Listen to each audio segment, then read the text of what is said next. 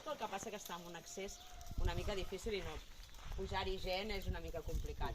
Llavors el que aquí vam fer, enamorats del territori, vam agafar una granja en desús, això era una granja de porcs antiga, i hem simulat a dintre el que necessitaria una família de 4, que és el que nosaltres som, a l'època del 1800 i pic, 1900, per sobreviure ells i fer intercanvis amb els seus veïns. Llavors hi ha els animals justos que la família necessitaria i la horta justa, que són 1.000 metres quadrats, que la família necessitaria.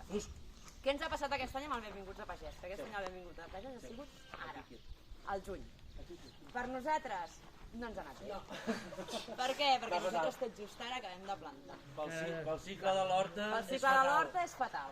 Llavors, el que veureu ara són les plantes petitones, que fa res que hem plantat. Els altres horts van, perquè van amb diferent cicle i tot plegat, però aquí és el petit que ara representa que plantaria aquella família. Llavors, què us farem fer avui? Us farem plantar, perquè ens han quedat coses per plantar.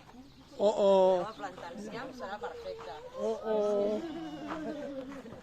Llavors, què més? Us convideu a que podeu entrar als corrals, podeu tocar tots els animals. Allà baix hi ha les ovelles acabades de néixer, tenen una setmana, que també el Pere us ensenyarà que elles tenen molt domesticades i es deixen agafar i es deixen tocar. Aquí hi ha uns conills divertidíssims, que són molt jovenets, molt esbarats, però bueno, podeu intentar agafar-los. Sí. Són divertits. És el repte, és el repte. I llavors tenim les gallines, que també quan obriu la porta faran perquè s'aplofen totes perquè les toqueu. Sí. Hi ha els conills, les cabres, les ovelles i allà baix hi ha la Pepa. La Pepa és una berra, que és enorme. La Peppa Pig. Bueno, la Peppa Pig, està clar. I la Marta, que ja ha baixat del tractor. I aquests animals... Hola, Marta! No, aquests animals formen part d'una horta biodinàmica, que és el que nosaltres fem. Nosaltres fem una horta biodinàmica amb la qual els animals ens ajuden a nosaltres al control de plagues, a l'abonament del camp, a menjar les males herbes. Llavors, amb l'ajuda del rusc, que corre per Aquí, a l'ombra. És el que els va passant per tots els carrerets i van menjant tota la mala herba. Llavors, hem aconseguit integrar els nostres animals a la nostra horta. Quan estan d'aquí, ens els emportem a un altre puesto i ells passen. Són el moticultor, el moticultor. Són els que adoben la segadora. el camp, La segadora. el tractor, Molt bé. mengen i tal, i així... Sí, perquè mentre mengen també van adobant. Clar.